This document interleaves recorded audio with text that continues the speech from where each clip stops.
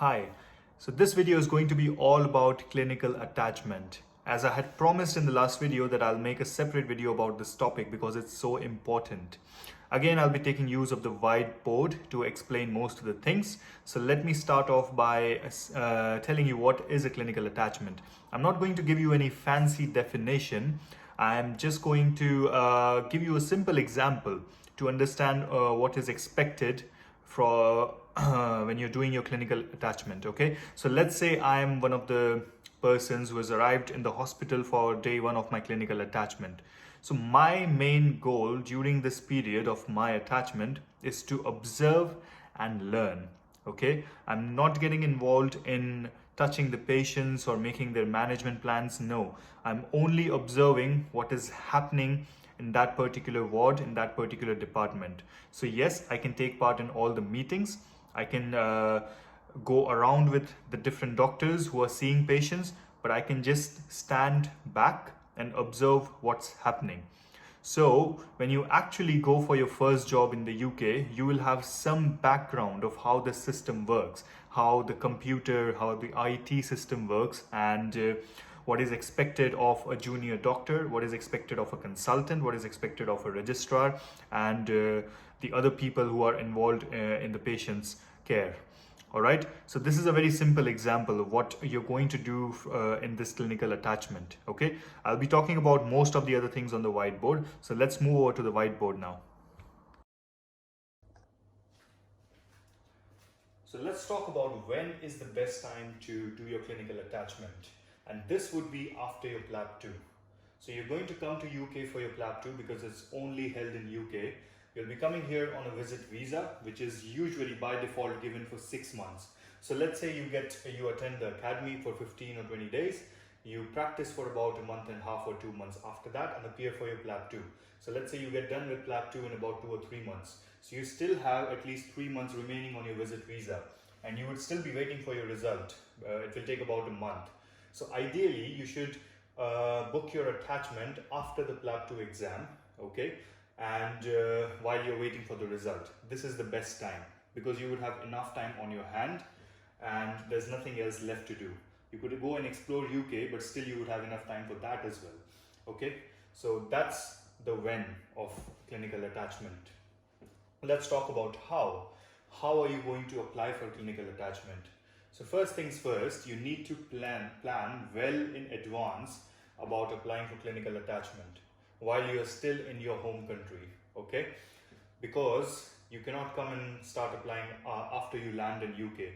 It takes about 2 or 3 months before you are able to arrange everything, get confirmation from the respective hospital and a particular date.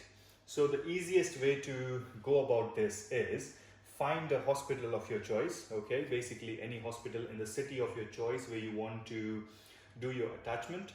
Go to their website and you will find the contact email for the medical staffing department or maybe even the human resources. You just need to email them, tell them that you are interested in doing this attachment, okay, and they will get back to you. As I said, it takes time, that's why you need to plan well in advance, okay. They take about a week or two before they reply. It will be a standard reply and they will ask you for your details, what department you want to do it, under which consultant. So again, this is all available on the hospital website. So you can tell them this is the department I want to do my attachment in. I want to do it for X number of days and I want to do it from this particular date. And then they will send you more documents. It's pretty self-explanatory. There's nothing much I need to explain what all they will be sending you because you'll be able to understand everything. But the main thing is you need to plan well in advance, okay? Now, coming to why you need to do the attachment. Why is it so important? So point number one, it boosts your portfolio. Now, if you see my previous video, I had showed you an advertisement for a job listed on the NHS Jobs website, and they asked for something called as experience of UK system in the essential criteria.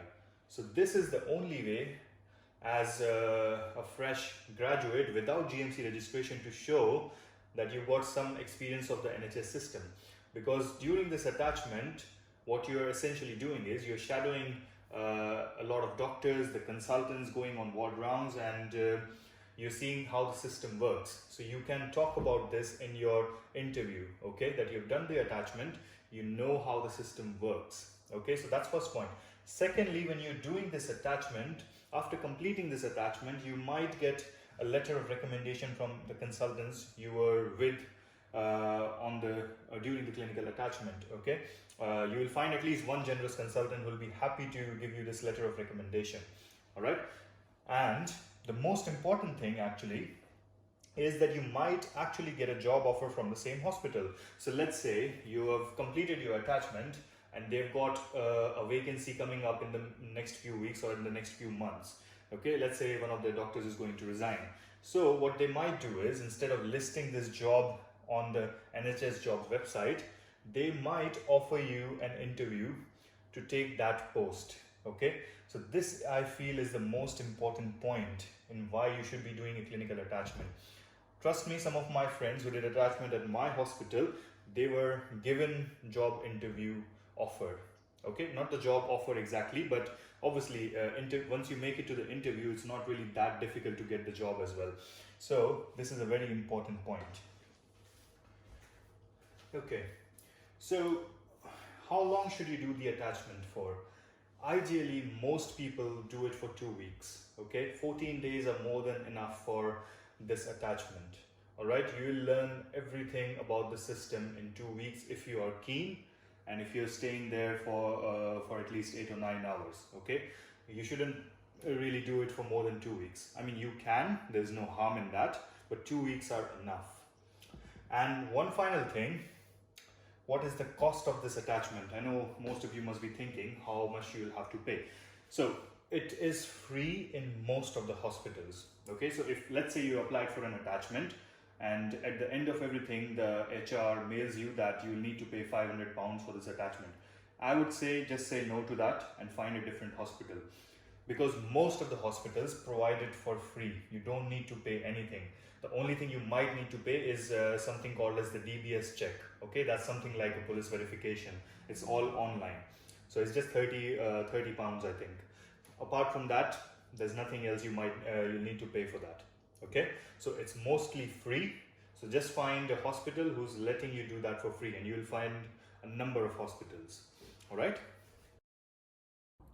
So I hope I've been able to explain things clearly and in a simplified way. Again, if you have any doubts, please feel free to message me or drop in your comments under this video itself. Now, one last thing in this video is, obviously we are still in the middle of COVID times, okay? And you might struggle to find a clinical attachment at this point, because many countries are still on the red list or the amber list for traveling to UK. So some hospitals, they are still not accepting applications.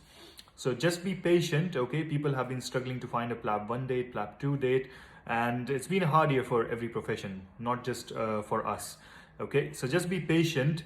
It's just a phase, it will pass away, and 1 year is not going to make a difference. You'll realize that when you actually start working in UK, okay? This will all be worth it. So don't worry about that, just be patient, all right? Good times are ahead of us. So take care, good luck.